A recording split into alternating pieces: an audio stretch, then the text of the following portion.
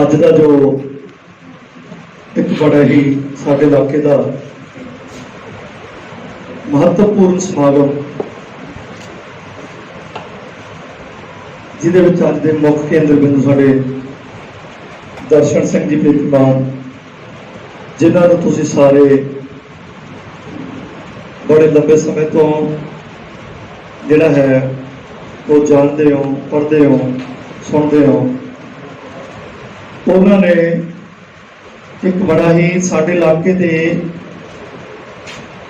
अच्छे इंसानों नूं, अच्छियां सोचां नूं, तगड़ियां सोचां नूं एकत्रित करने का जो उपाला किया है, उसनूं छोटे छोटे तरीके दे नाल एकत्रित करके बड़ी मेहनत ते शिद्दत दे नाल एक किताब का रूप दिता है,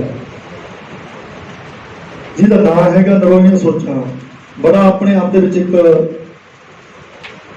कमाल का नाम रखा है। उस किताब दे विच जिन्नियां भी शख्सियतां मेरे सन्मुख बैठियां उन्हां बारे बेरवा दिता गया, उन्हां दी सोच नूं साडे सामने उभार के रखा गया। उस किताब के समुचे समागम दे विच जिहदा जिवें स्टेट सैकटरी मैम ने दस्सिया कि उहदा लोक अर्पण भी करना है ते उहदे बारे चर्चा भी करनी है। इस समागम दे विच तुसीं सारे रब वर्गियां शख्सियतां, मैं तो जानी अपने आप को धन भाग महसूस करदा, इस संस्था का धन भाग महसूस करते हैं कि तुहाडे वर्गियां शख्सियतां दे चरण इस संस्था दे विच पए आ। सो दिल दीयां गहराइयां चों इस समागम दे विच पहुंचण मौके आप जी का निघा हार्दिक स्वागत फतेह ग्रुप ऑफ इंस्टीट्यूशन के सारे स्टाफ वालों, मैनेजमेंट वालों, बच्चों वालों और प्रबंधकी मंडल वालों आप जी को निघा हार्दिक जी आया आखते हैं, धन भाग महसूस करते हैं। इस तो बाद मैं ज़्यादा समय तुहाडे दरम्यान नहीं लूँगा। मैनूं ये लगता है कि साडे दरम्यान साडे सामने मंच ते बहुत ही प्रधानगी मंडल दे विच बड़ियां उगियां शख्सियतां बैठियां, दर्शन मान जी बैठे हैं, पर ये सारियां शख्सियतां मेरे लिए जिहड़ियां सामने बैठियां मेरे लिए उन्हां दा रुतबा भी बहुत बड़ा है, क्योंकि तकरीबन गाहे बगाहे जिंदगी दे विच जिस तरीके दे नाल सफर करते हैं, इन्होंने बड़ा वधिया हवाला दिता है कि जिंदगी दे विच जो कोई सफर करते हैं ना, किसी वास्ते चढ़ते हैं तो बड़े प्रकार दी सवारियां सानूं मिलदियां। कोई किसी अड्डे तो चढ़ता है, कोई किसी अड्डे ते उतरता है, किसी नाल गल्लां बातां असीं साझीआं करदे हां, लगदा यार बड़ा वधिया बंदा सी, बड़ा अच्छा बंदा सी, कित्थों दा सी, किसी दा फोन नंबर लैण दी कोशिश करदे हां। जानी बड़ा अच्छा रूप सफर का दिता है। जिंदगी के सफर दौरान मैं समझदा कि मेरे सामने जिन्नियां शख्सियतां बैठियां हैं साडे, जिन्हां दे विच सुखपाल सिंह जी भुल्लर साहब आ बैठे हैं, जिन्हां दा मैनूं लगदा भी बहुत वड्डी देन है साडे इलाके, बड़े प्यारे दोस्त है। साडे दर्शन सिंह जी, मास्टर दर्शन सिंह जी बैठे हैं, साडे जिन्ने अध्यापक साहबान बैठे हैं, साडे जोशी जी बैठे हैं, बीड़ बैगन साहब जो मेरा प्यारा मित्र है, जिन्हें हंसते खेलते हैं, साडे CID डिपार्टमेंट के सुखदेव सिंह जी बैठे हैं, जोशी साहब बैठे हैं, जिन्हों के नाल मेरा वो प्रिंसीपल साहब बैठे हैं साडे। जानी तुसीं ये मन के चलो कि मैं जे सारे दे नाम जिन्हों के विचों मैं किताब दे विचों तुसीं पढ़दे ही हो, मेरे को 104 नाम है, तो 104 नाम के 50 बंदे जो पहुंचे हो, तुहाडियां मैं जिन्नियां भी गल्लां बातां इत्थे करां वो घट ने, जिन्नियां भी गल्लां बातां तुहाडियां कीतियां जाण वो घट ने, क्योंकि किताब ने दस दिता है कि तुसीं किहड़े-किहड़े खेतर दे विच अपने आप को एक प्रेरणादायक उदाहरण वजों पेश किया है। प्रेरणादायक उदाहरण बनना समाज की बहुत वड्डी जिम्मेवारी है। आज हर बंदा चाहता है कि मेरी पछाण होवे, हर बंदा सोचता है कि मेरी इलाके दे विच पछाण होवे, मेरी गलबात का मुल होवे, जिहड़ी मैं गल कहना उहदे ते अमल किया जाए। क्यों नहीं लोग अमल करते, क्यों नहीं परिवार के, क्यों नहीं समाज के, क्यों नहीं साडे देश के आगू नेता जां होर इस प्रकार दी गल्लां बातां साडे समाज च मेरी गल का मुल क्यों नहीं पैंदा, हर बंदा सोचता है। पर आपकी गल का मुल पवाउण लई सानू सिर कट होना पैंदा है, सानू दूजिआं नालों कुछ वक्रे राह अपनाउणे पैंदे आ, दूजिआं नालों कुछ नवां करना पैंदा है, फिर जाके किते साडी जिहड़ी हैगी है वो पछाण बनदी है। ਤੇ ਤੁਸੀਂ ਉਹ ਸ਼ਖਸੀਅਤ ਹੋ ਜਿਨ੍ਹਾਂ ਦੀ ਪਛਾਣ ਬਣੀ ਹੈ, ਜਿਨ੍ਹਾਂ ਨੂੰ ਪ੍ਰੀਤੀ ਮਾਨ ਜੀ ਨੇ ਕੱਲੇ ਕੱਲੇ ਨੂੰ ਸੁਣਿਆ, ਕੱਲੇ ਕੱਲੇ ਬਾਰੇ ਵਿਚਾਰ ਕੀਤੀ ਤੇ ਕਿਤਾਬ ਦਾ ਰੂਪ ਧਾਰਨ ਕੀਤਾ। ਮੈਂ ਤਾਂ ਸੱਚੀ ਆਪਣੇ ਇਲਾਕੇ ਦੀ ਸਭ ਤੋਂ ਵੱਡੀ ਡਾਇਰੈਕਟਰੀ ਮੰਨਦਾ ਕਿ ਜੇਕਰ ਕਿਸੇ ਕਿਸੇ ਕਿਸੇ ਇਨਸਾਨ ਨੂੰ, ਚੰਗੇ ਇਨਸਾਨ ਨੂੰ ਲੱਭਣਾ ਹੋਵੇ ਤਾਂ ਕਿਤਾਬ 'ਚ ਲੱਭ ਲਓ।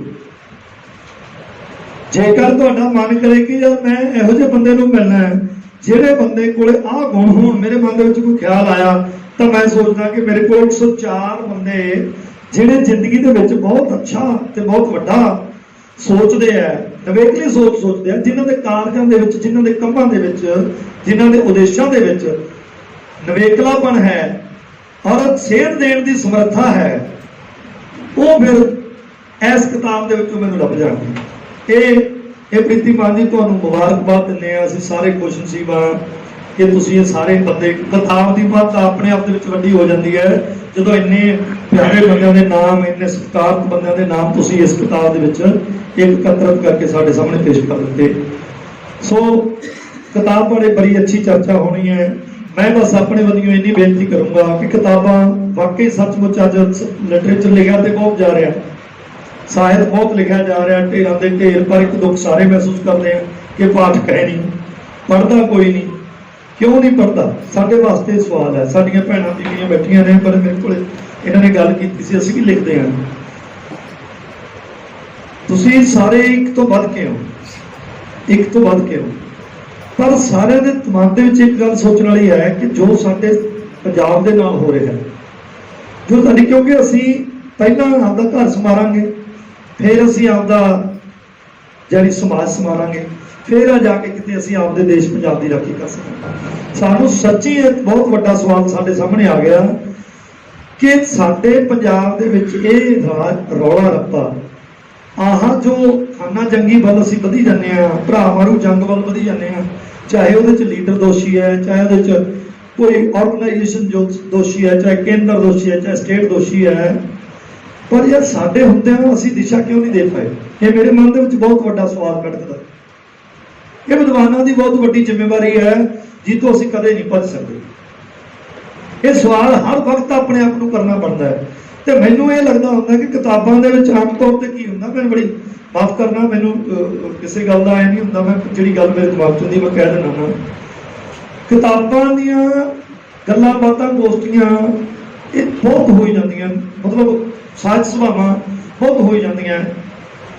ਸਿਰਫ ਕਿਤਾਬ ਦੇ ਉੱਤੇ ਪ੍ਰਸ਼ੰਸਾ ਕਰ ਦੇਣੀ, ਕਿਤਾਬਾਂ ਦੀ ਮਤਲਬ ਬੱਲੇ ਬੱਲੇ ਵਾਹ ਵਾਹ ਕਰ ਦੇਣੀ, ਇਹ ਮੈਨੂੰ ਲੱਗਦਾ ਹੈ ਕਿ ਬਹੁਤ ਇੱਕ ਸਟੇਜ ਤੱਕ ਹੀ ਠੀਕ ਹੈ। ਉਹ ਤੋਂ ਗਾਹਾਂ ਜਿਹੜਾ ਕਿਤਾਬ ਨੇ ਕਾਰਜ ਕਰਨਾ ਹੈ, ਜਿਹੜਾ ਜਗਾਉਣਾ ਹੈ ਕਿਸੇ ਨੂੰ, ਅਸੀਂ ਉਸ ਤੇ ਗੱਲ ਨਹੀਂ ਕਰਦੇ ਕਿ ਕਿੰਨੇ ਜਗਾਤੇ, ਇਸ ਕਿਤਾਬ ਦਾ ਅਸਰ ਆ ਪਿਆ, ਇਸ ਕਿਤਾਬ ਦਾ ਅਸਰ ਆ ਪਿਆ, ਇਸ ਦੇ ਸ਼ਬਦਾਂ ਦਾ ਅਸਰ ਆ ਪਿਆ।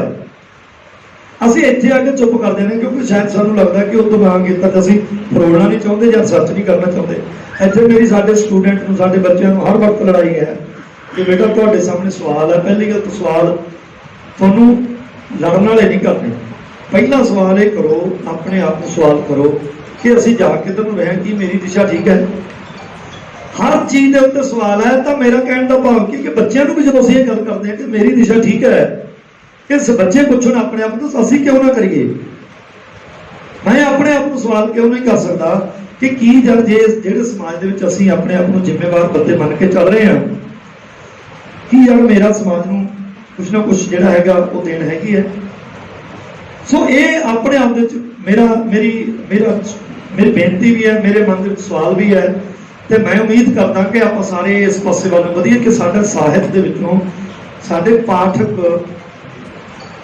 ਜਿਹੜੇ ਪੜ੍ਹ ਕੇ ਉਹ ਸਮਾਜ ਦੇ ਵਿੱਚ ਲਾਗੂ ਕਿਉਂ ਨਹੀਂ ਹੋ ਰਿਹਾ? ਕਾਰਨ ਕੀ ਹੈ? ਕਿੱਥੇ ਹਮਲਾ ਹੈ? ਸਾਰਿਆਂ ਨੂੰ ਪਤਾ ਸਾਨੂੰ ਵੀ ਟੈਕਨੋਲੋਜੀ ਦਾ ਹਮਲਾ ਹੈ, ਆਹ ਹੈ ਬਾਹ ਹੈ, ਪਰ ਸਾਨੂੰ ਟੈਕਨੋਲੋਜੀ ਤੋਂ ਵੱਡਾ ਹੋਣਾ ਪਊਗਾ।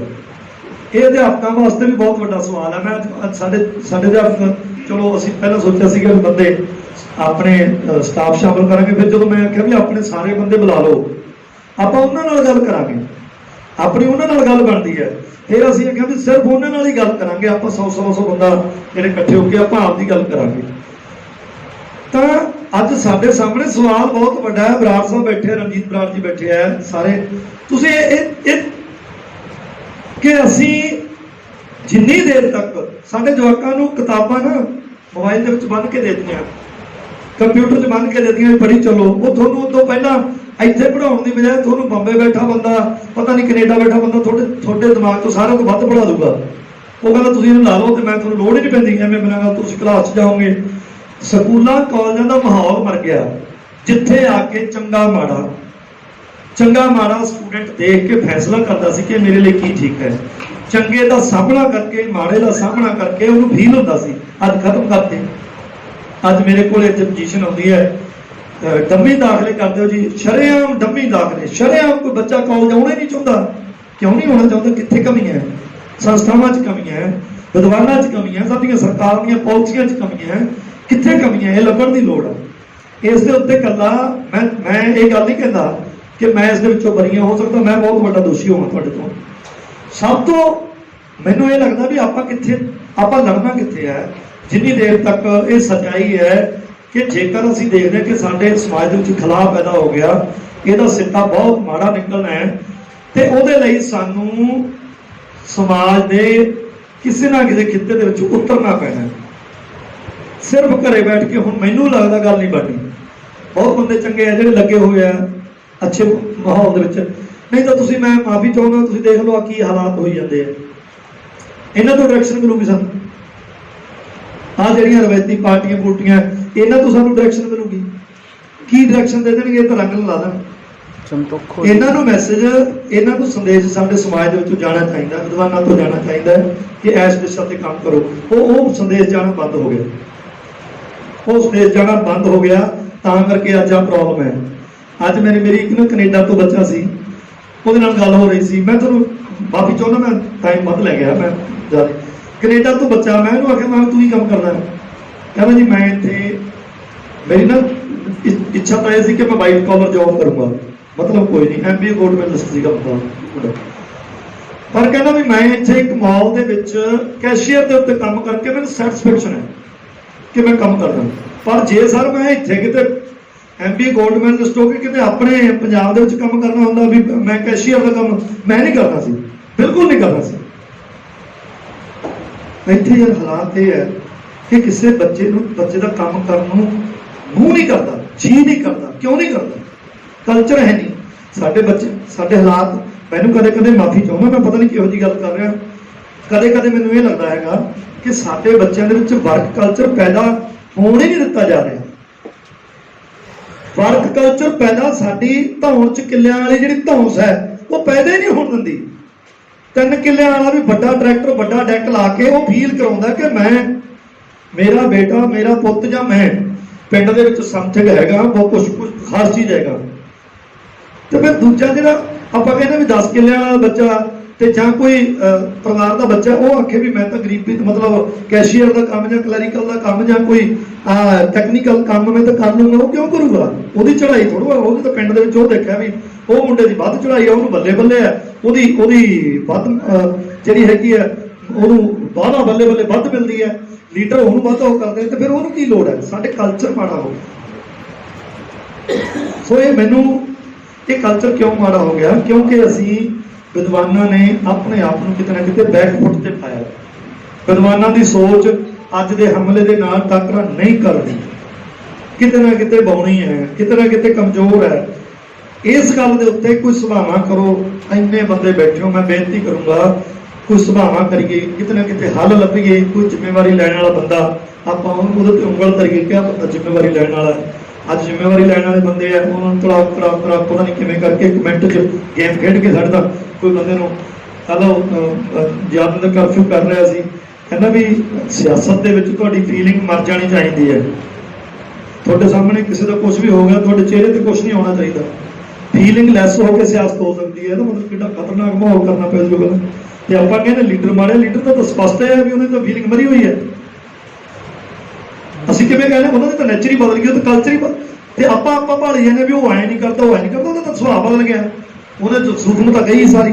ਸੋ ਮੈਂ ਬੇਨਤੀ ਕਰਦਾ ਕਿ ਕੁਝ ਚਿੰਤਾ ਦੇ ਸਵਾਲ ਨੇ ਜਿਹੜੇ ਮਨਾਂ ਦੇ ਵਿੱਚ ਹਰ ਵਕਤ ਬਚਣੇ ਚਾਹੀਦੇ ਤੇ ਮੇਰੇ ਵੱਜਦੇ ਰਹਿੰਦੇ ਆ। ਮੈਂ ਤੁਹਾਡਾ ਤਹਿ ਦਿਲੋਂ, ਦਿਲ ਦੀਆਂ ਗਹਿਰਾਈਆਂ ਤੋਂ ਸਾਰਿਆਂ ਦਾ ਇੱਥੇ ਆਉਣ ਤੇ ਨਿੱਘਾ ਸਵਾਗਤ ਕਰਨਾ ਤੇ ਆਪਣੇ ਆਪ ਨੂੰ ਧੰਨਵਾਦ ਮਹਿਸੂਸ ਕਰਦਾ ਤੇ ਥੈਂਕ ਯੂ ਵੈਰੀ ਮਚ। ਬਹੁਤ ਮਿਹਰਬਾਨੀ।